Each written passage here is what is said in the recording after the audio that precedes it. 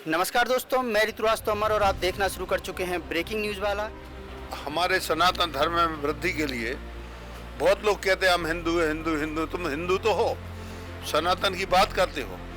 तुम्हें सनातन के कितने मंत्र याद हैं, कितनी आरती याद हैं, कितना विधि विधान याद है, भगवान की पूजा पद्धति तुम्हें कितनी याद है।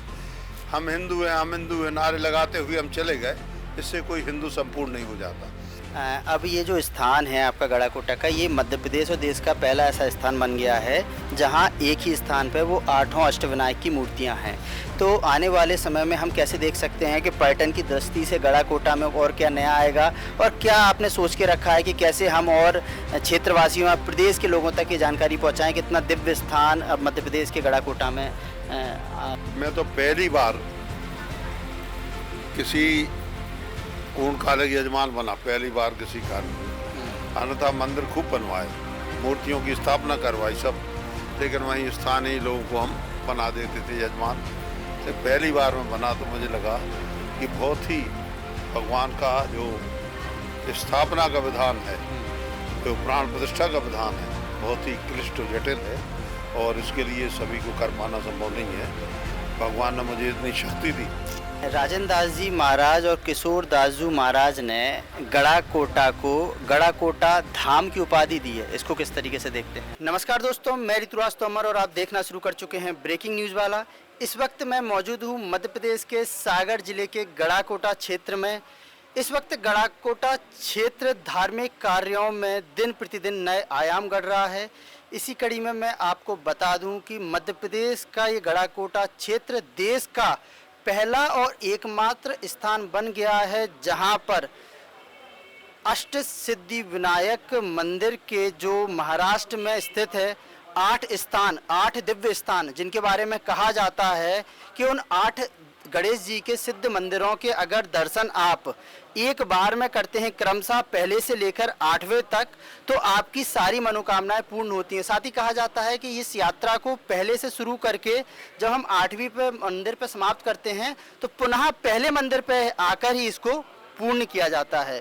और आज यह सौभाग्य हम मध्य प्रदेश वासियों, क्षेत्र वासियों को मिल चुका है कि हम इस गड़ाकोटा के गणेश मंदिर में, श्री गणेश संस्कृत विद्यालय के परिसर में, इस मंदिर में आके दर्शन कर सकते हैं।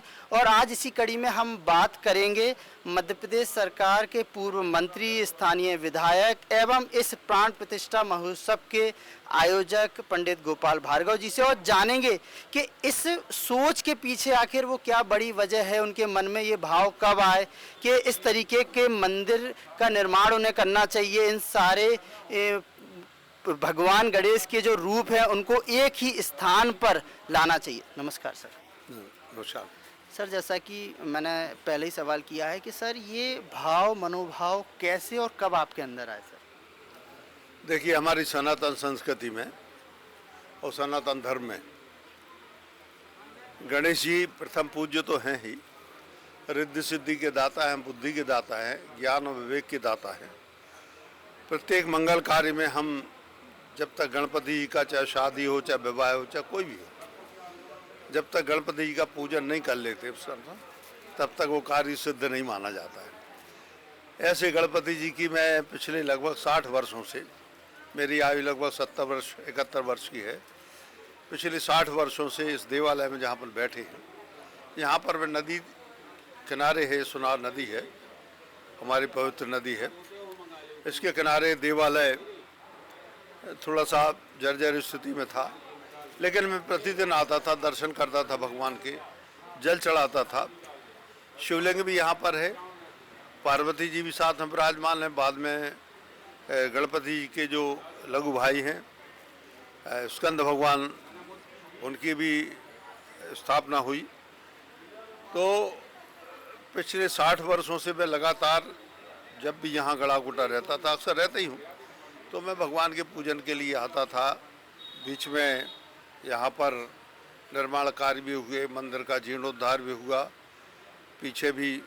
फिर धीरे धीरे विचार आया कि हम 20 वर्ष पहले की बात है लगभग, विचार ये आया कि हमारा यजमान होता है जो पूजन करवाता है पंडितों से, तो हमने देखा कभी कभी जो हमारे जो पंडित होते हैं, ग्रामीण क्षेत्रों के बच्चे हैं, थोड़े बहुत मंत्र और इत्यादि सीख जाते हैं, कथा वाचन थोड़ा सीख जाते हैं, लेकिन कर्मकांड बहुत कठिन है। मतलब अपन मान के चलें कि यदि पूरे विश्व की सनातन धर्म की एक प्रकार से राजधानी काशी है, वैसे ही हमारा विधान जो है, तो वहाँ पे जब मैंने देखा तो सही संस्कृत का वाचन करें, सही मंत्रों का जप करें, सही मंत्र बोलें। यजमान तो अपनी श्रद्धा के साथ में आता है, सामग्री लाता है पूजन की, यथाशक्ति जो भी उसकी होती है, जैसा यजमान होता है, और अच्छे पंडित से पूजा करवाना चाहता है। सही शास्त्रोक्त पूजन हो और मंत्रों का उच्चारण हो, संस्कृत शुद्ध हो जिस बात हम पूजन करते हैं, और कोई पूजन की शॉर्टकट नहीं होता जहाँ तक मानता हूँ। जैसे अभी का ये पूजन हुआ है, लगातार 10 दिन तक प्रतिदिन 16-17 घंटे पूजन हुआ है। आज पूजन की जो विधि है संपन्न हुई पूर्णाहुति के साथ में, और इसके साथ में भगवान के अभिषेक के साथ में सहस्त्रार्चन भी हुआ, अभिषेक हुआ। तो हमारे सनातन धर्म में वृद्धि के लिए बहुत लोग कहते हैं हम हिंदू हैं, हिंदू हिंदू। तुम हिंदू तो हो, सनातन की बात करते हो, तो मैं सनातन के कितने मंत्र याद हैं, कितनी आरती याद हैं, कितना विधि विधान याद है, भगवान की पूजा पद्धति तुम्हें कितनी याद है। हम हिंदू हैं, हम हिंदू हैं नारे लगाते हुए हम चले गए, इससे कोई हिंदू संपूर्ण नहीं हो जाता। हिंदू संपूर्ण तभी होता है जब उसे अपने धर्म के बारे में, पूजा पद्धति के बारे में, अपने शास्त्रों के बारे में, अपने पुराणों के बारे में, अपने धर्म शास्त्र जो है उनके बारे में पूरा ज्ञान हो। तो मैंने यहाँ पर संस्कृत विद्यालय इसलिए शुरू किया कि यजमान तो पूजा मनोभाव से कर रहा है, लेकिन पंडित यदि अशुद्ध वाचन कर रहा है, पंडित जी पूजन करवाते हैं, उन्हें सही ज्ञान हो तो फिर सिद्धियाँ प्राप्त होती हैं, पुण्य प्राप्त होता है। इसी दृष्टि से यह कार्य मैंने प्रारंभ किया। यह स्थान जो है महाराष्ट्र राज्य में पूना के पास और बारामती जिलों के पास, इन 2-3 जिलों में 8 स्थान हैं भगवान के, जो हमारे सहस्त्र नाम है गणेश जी के। पूना, बारामती और नासिक, पाली जिलों में 8 स्थान हैं गणपति के। इनके बारे में बता दें कि मराठा काल के और पेशवा काल के पूर्व के मंदिर हैं, और महाराष्ट्र राज्य और उससे लगे हुए राज्यों में काफ़ी मान्यता है, और त्योहारों पर वहाँ पर लाखों लोग इकट्ठे होते हैं। मैं भी दर्शन करने जाता था भगवान के। मेरे मन में एक विचार आया कि हमारे गणपति जी की तो एक मूर्ति लगभग अधिकांश स्थानों पर है, हर नगर में लगभग गणेश जी की एक मूर्ति विराजमान है। लेकिन अष्टविनायक जो 8 शास्त्र नाम में से 8 नाम जो भगवान के हैं, सिद्धि विनायक भी हैं, विघ्न विनायक भी हैं, मयूरेश्वर भी हैं, ऐसे 8 नामों से भगवान अलग अलग स्थान में। तो किसी एक स्थान पर ऐसे लोगों के लिए जो महाराष्ट्र या पूना नहीं जा सकते हैं, यहाँ से लगभग 1200 किलोमीटर पड़ता है, और वहाँ भी 700 किलोमीटर की परिक्रमा है उनकी, तो नहीं आ पाते हैं। मध्य प्रदेश के हैं या हमारे बुंदेलखंड के हैं, सागर जिले के हैं, ऐसे लोग एक ही स्थान पर भगवान का पूजन अर्चन कर सकें, दर्शन कर सकें। जब गणेश चतुर्थी आती है और भी त्यौहार आते हैं, कई लोग बुधवार का दिन गणेश जी का दिन माना जाता है, तो उस दिन लोग आके भगवान के दर्शन करें और जो भी पुण्य लाभ प्राप्त होता है वो करें। मंगल कार्य भगवान, शादी विवाह के जब निमंत्रण होते हैं और भी जो भी मंगल कार्य होते हैं उनके निमंत्रण होते हैं, भगवान को आदिकाल से स्मरण किया जाता है।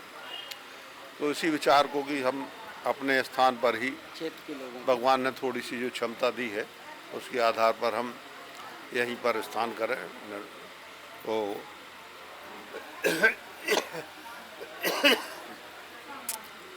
अच्छा, काफ़ी अच्छा पत्थर, ऐसा जो अयोध्या में राम जी की जो मूर्ति बनी थी पिछले वर्ष, उसका वो दोनों उसी पत्थर का, जिसमें लोहे इसके भी है, पारा भी है और भी अन्य धातुएं हैं। एक मूर्ति का वजन लगभग 3.5 कुंटल के करीब है। छोट मूर्तियाँ काफ़ी वजनदार हैं। तो ऐसी मूर्ति को स्थापित करके ये सब एक बार काम किया जाए, भगवान की चरणों में श्रद्धा सुमन अर्पित करते हुए। तो आज पिछले 10 दिन से चल रहे काम की आज पूर्णाहुति थी। आज भगवान की विधिवत 8 मूर्तियों की स्थापना हुई, यज्ञ हुआ, सहस्त्रार्चन हुआ, सभी लोगों को दर्शन लाभ प्राप्त होगा, अभी भी दर्शन कर रहे हैं। तो मैं मान के चलता हूँ कि ये एक नया मेरे मन में एक भाव जो था कि हम भगवान के 8 स्वरूपों की स्थापना करेंगे, तो वो आज मेरे और मेरे मित्रों के द्वारा, परिवार के द्वारा, सहयोगियों के द्वारा, सबके द्वारा संपन्न हुआ। पंडित जी ने करवाया, पूरा विधि विधान के साथ में करवाया। मैं तो पहली बार किसी पूर्णकालिक यजमान बना, पहली बार किसी कानून में। अन्यथा मंदिर खूब बनवाए, मूर्तियों की स्थापना करवाई सब, लेकिन वहीं स्थानीय लोगों को हम बना देते थे यजमान। तो पहली बार मैं बना तो मुझे लगा कि बहुत ही भगवान का जो स्थापना का विधान है, जो प्राण प्रतिष्ठा का विधान है, बहुत ही क्लिष्ट जटिल है और इसके लिए सभी को कर पाना संभव नहीं है। भगवान ने मुझे इतनी शक्ति दी कि जब ये परिक्रमा घूमी पूरे नगर में, लगभग 3-4 किलोमीटर की परिक्रमा मैंने पैदल ही पूरी की, हजारों लोगों ने पूरी की। तो प्रभु से यही प्रार्थना है कि सबको बुद्धि दें, ज्ञान दें, विवेक दें, शक्ति दें और सबका मंगल हो। गणेश जी मंगल के देवता है, गणेश जी सिद्धि के देवता है, शुभ के देवता है। सभी काम शुभ हो, सभी जनता है, प्रजा है भारत की, आनंद के साथ में व्यतीत करे, किसी प्रकार की घटनाएं, दुर्घटनाएं, रोग, बीमारी, कोरोना इत्यादि जैसी बीमारियां नहीं हो। इसी कारण से हम भगवान की प्रार्थना, पूजा अर्चना करते हैं। मैं इस कार्य में थोड़ा सहायक बना, इसलिए मैं मान के चलता हूँ ये उन्हीं की दी हुई शक्ति है, उन्हीं की दी हुई भक्ति है और भगवान इसी प्रकार से अंतिम समय तक अपने चरणों में मुझे एक स्थान दे, भाव दे और शक्ति दे। ठीक है। आपने बोला कि आप पहली बार किसी धार्मिक मंदिर के इस कार्यक्रम में यजमान बने हैं।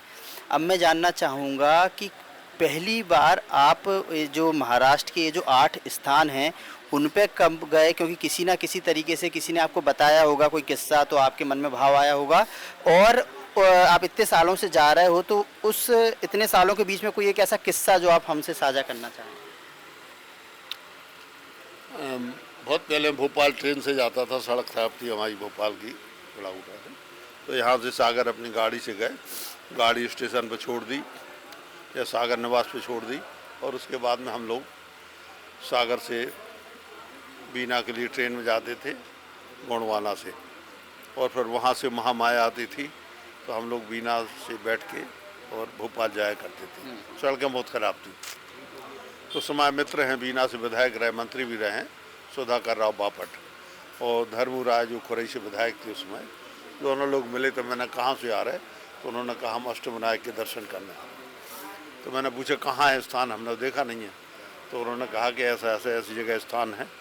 मैंने कहा जाने का क्या तरीका, तो उन्होंने कहा कोई भी। तो मैं पहले यहाँ से ट्रेन से बॉम्बे गया, बॉम्बे से मैं सड़क मार्ग से पूना गया टैक्सी वैक्सी करके, और फिर मैंने 8 स्थानों के दर्शन किए। तो कई बार मैं अपने चुनाव के बाद भगवान के दर्शनों के लिए जाता था और जब रिजल्ट खुलता था उसके पहले भगवान के दर्शन करके वापस आ जाता। तो यही सब उसके पीछे पूरा वृत्तांत है कोई और किस्सा अगर इस इतने सालों के सफ़र में कभी कोई ऐसा किस्सा जब आपको लगा हो कि हाँ प्रभु साक्षात हैं, जो बोला जाता है कि भाई मन्नत पूरी होती है आठों मंदिर के दर्शन करने के बाद, तो आपको कभी ऐसा महसूस हुआ है वो भगवान गणपति की उस महिमा के बारे में? देखिए, आराधना पूजा और कामना सब करते हैं, सभी बातें हैं, पूजा करते हैं लोग, उनकी इच्छा भी रहती है, स्वाभाविक है। और मैं मान के चलता हूँ, इच्छा पूरी होती भी है, कभी कभी नहीं होती है। तो ये भगवान की आराधना जो है, पूजन जो है, मेरी मान्यता से कोई ये शुभ लाभ का धंधा नहीं है कि भाई हमें फ़ायदा हो गया तो भगवान को मानेंगे और नहीं हुआ तो नहीं मानेंगे। तो भगवान भी नहीं कहते आपको कि बुलाते हो चलो इधर आओ, हम तुमको फ़ायदा दिलाएंगे, हम तुमको नहीं दिलाएंगे। तो ये तो मन का भाव है। हो सकता है कि आप जो कामना करते हो वो काम संपन्न नहीं हो, या आपके साथ कोई अनहोनी हो जाए, आपके ऊपर कोई आपत्ति विपत्ति आ जाए, तो आप कभी कभी ये भी मानते हैं कि हम जैसा है प्रारब्ध है। और हो सकता है हम ईश्वर को, भगवान को, जिनकी हम पूजा करते हैं, जिनकी हम आराधना करते हैं, हो सकता है कि हमसे कोई गलती हो गई हो और हमारी पूजा में कोई कमी रह गई हो, या जो कुछ भी मन को समझाने के लिए। लेकिन मेरी ये मान्यता है कि कई काम होते भी हैं, कई काम नहीं भी होते हैं। तो भगवान की आराधना से अब कुंभ लगा है, गंगा जी के जब नर्मदा और अपने यमुना जी के स्नान के लिए अनेकों लोग गए। असुविधा भी होती है, दुर्घटनाएं भी हो जाती हैं, लेकिन लोग जाते हैं काय के लिए? कोई वहाँ लाभ नहीं मिल रहा, लाभ मिल रहा है अलौकिक। अब वो बैकुंठ कहाँ बैकुंठ मिलता अथवा नहीं मिलता है, लेकिन वो इस कल्पना से प्राप्ति के लिए अब 144 वर्ष आने वाले आए, तो 144 वर्ष तो कोई जीवित नहीं रहता, तो उसको लगता है कि इसी जन्म में हमें जो कुछ चाहे वो मिल जाए, ताकि हम पुनर्जन्म से या फिर जाएँ तो मानव योनि में जाएँ, ऐसी योनि में जाएँ। तो इसलिए आदमी जाते हैं वहाँ पर। अब करोड़ों आदमी बगैर निमंत्रण के एक जगह एकत्रित हों, तो और ऐसे लोग जो बहुत शिक्षित नहीं हैं, जानते नहीं हैं, तो ये सब जो होता है कि हम नर्मदा जी में या वो गंगा यमुना में संगम पे डुबकी लगा देंगे तो हमें मोक्ष प्राप्त हो जाएगा। तो मोक्ष तो किसी ने देखा नहीं है, सब कल्पना है, लेकिन आत्म संतुष्टि मिलती है इससे, आत्मा को आनंद मिलता है, मन को आनंद मिलता है, और आदमी का आत्मविश्वास भी बढ़ता है। अब ये जो स्थान है आपका गड़ाकोटा का, ये मध्य प्रदेश और देश का पहला ऐसा स्थान बन गया है जहां एक ही स्थान पर वो 8 अष्टविनायक की मूर्तियां हैं। तो आने वाले समय में हम कैसे देख सकते हैं कि पर्यटन की दृष्टि से गड़ाकोटा में और क्या नया आएगा, और क्या आपने सोच के रखा है कि कैसे हम और क्षेत्रवासियों या प्रदेश के लोगों तक ये जानकारी पहुँचाएँ? कितना दिव्य स्थान अब मध्य प्रदेश के गड़ाकोटा में शुरू। देखिए, धीरे धीरे स्थान की प्रसिद्धि होती है। अभी तो हमने इस नगर क्षेत्र के अलावा या थोड़ा बहुत सागर में स्थान के बारे में जानकारी है, बाकी नहीं है। लेकिन आप जैसे लोग, जो आपका ये चैनल है और मीडिया के माध्यम से बहुत ज़्यादा प्रचार प्रसार हम कर सकते हैं। देखिए, बात भी सही है कि आजकल सूचना तंत्र का बहुत बड़ा जाल है, और अखबार हो या अपना इलेक्ट्रॉनिक मीडिया हो, कोई भी चीज़ हो, सोशल मीडिया हो, इसके माध्यम से तमाम सूचनाएं दुनिया तक पहुंचती हैं।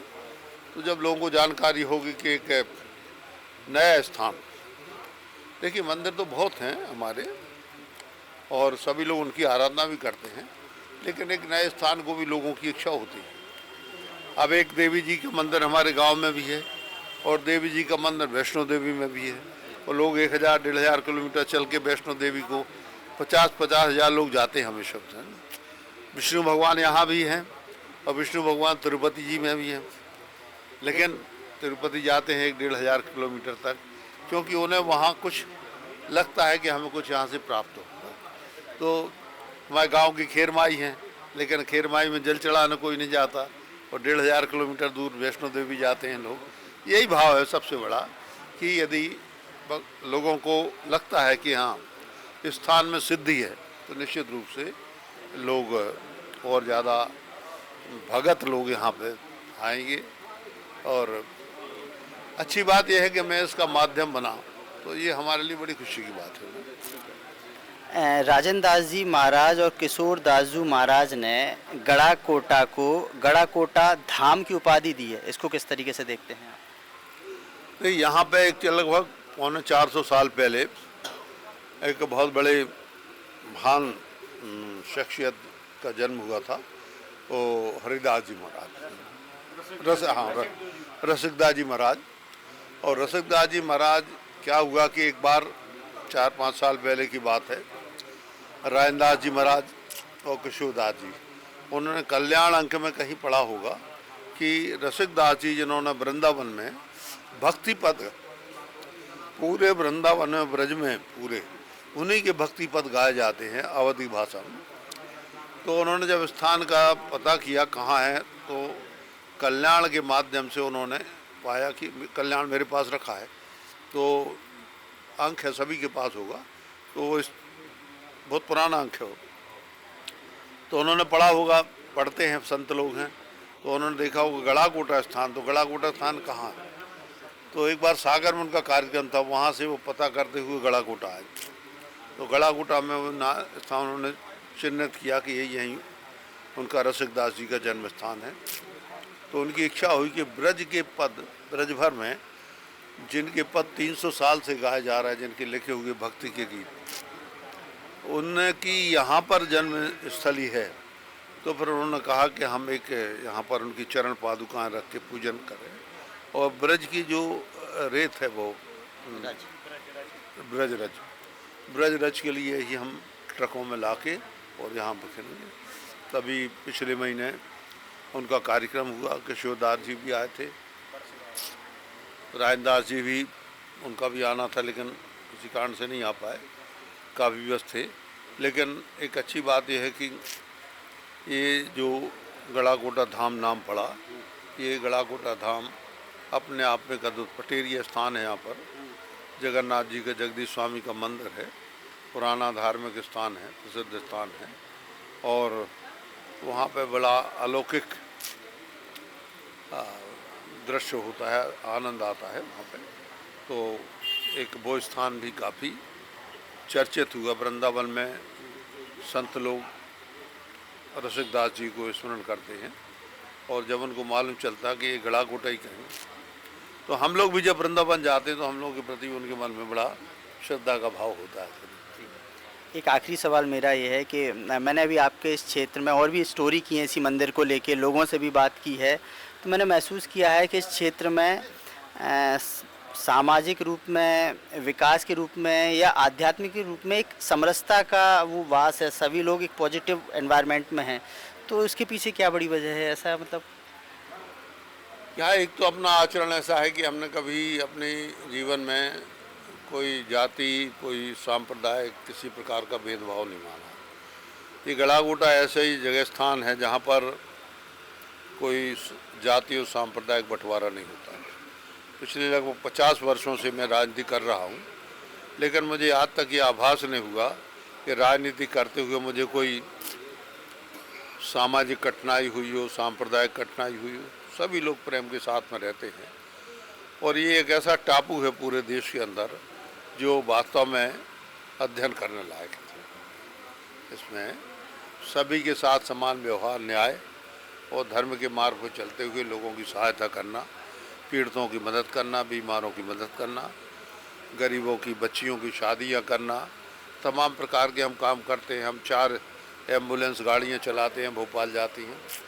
वहाँ भोपाल में बंगले पे 50 लोगों की रुकने की व्यवस्था है, वहीं पर बीमार लोग जाते इलाज करवाते हैं।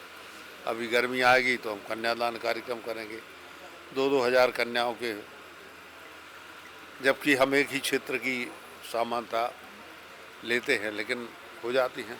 तो कई प्रकार के अपने लोगों की सदा सहायता के, मदद के, और पब्लिसिटी से थोड़ा दूर रह के सब काम करते हैं।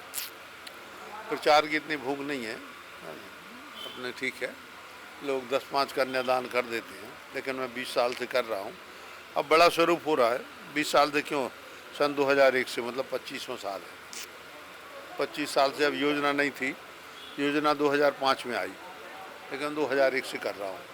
सबसे पहले हरिजनों का किया था छिरारी में, उसके बाद आदिवासियों का जब शिवशेखर शुक्ला यहाँ पर कलेक्टर थे सागर में 2003 में उमा भारती जी के समय, तो 2003 में विधिवत फिर शुरू हुआ, तो आदिवासियों की कन्याओं की शादी की।